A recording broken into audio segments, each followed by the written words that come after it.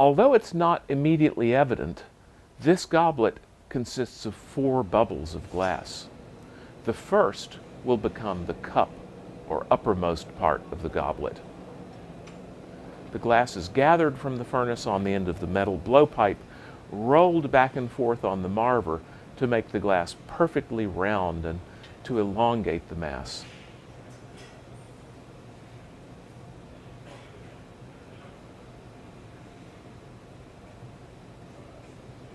Air is blown into the pipe, and the bubble begins to form. The tip is hotter than the rest of the glass and must be cooled by rubbing it on the table.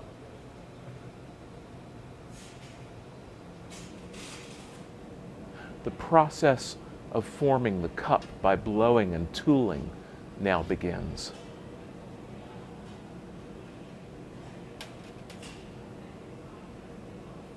A constriction is made near the blowpipe.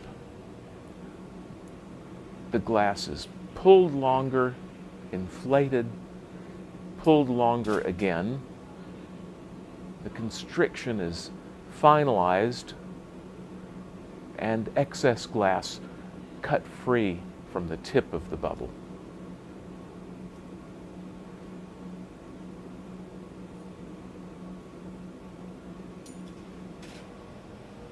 The lower half of the bubble is reheated. The jacks are held against the side, and with the rubber tube, air is blown into the pipe. This creates the shape of the lowermost part of the cup or goblet bowl. This is left slightly conical. A small amount of glass is gathered on another blowpipe, marvered, air blown into it, and this is lowered onto the tip of the bowl.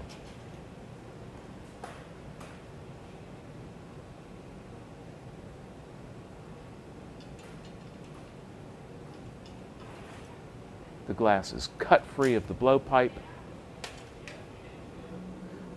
and a constriction is made to allow a hole to be formed in the end of this bubble. Constriction is cooled with the sophietta, held with the diamond shears, and the excess glass cut free. The edge is reheated, and the jacks used to open the hole. A tiny silver disc representing the coin in the original goblet is dropped in. The hot metal begins to stick to the glass slightly. Another constriction is made, the excess glass trimmed free,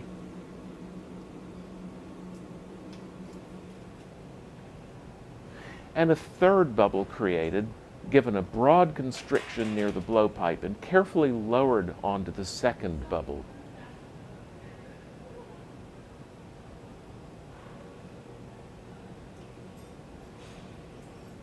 This is cut free of its blowpipe, and the jacks are used to create decorative constrictions.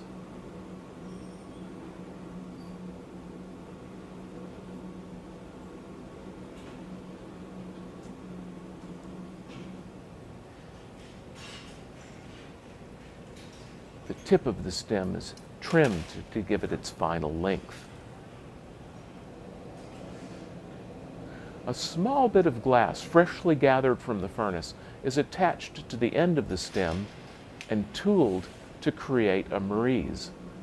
This is pressed upward gently to make a very strong bond with the stem. A fourth bubble is added, cut free of its blowpipe. This will become the foot of the goblet. A constriction is made, the excess glass trimmed free. The edge of the bubble will become the edge of the foot.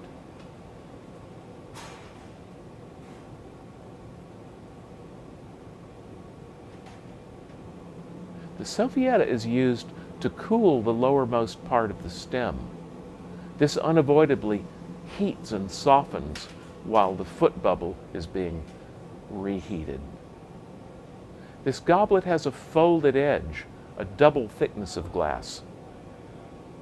It's both attractive and strong.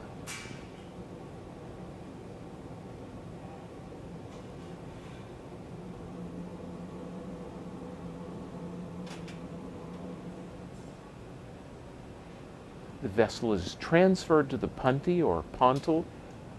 It's simply a handle. The neck is broken free of the blowpipe and the opening reheated.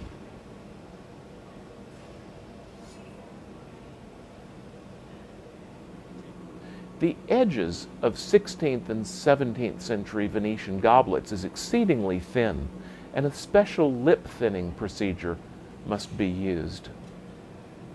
Excess glass is trimmed free, leaving behind only the thinnest glass.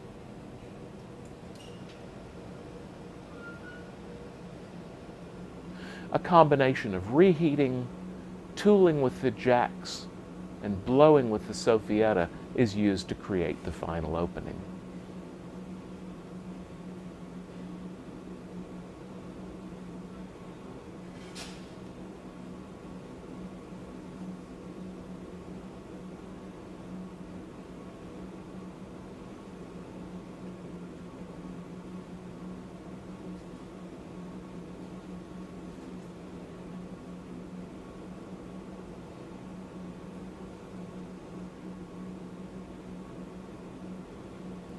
The finished goblet is flashed in the furnace, broken free of the blowpipe, and placed in the annealing oven.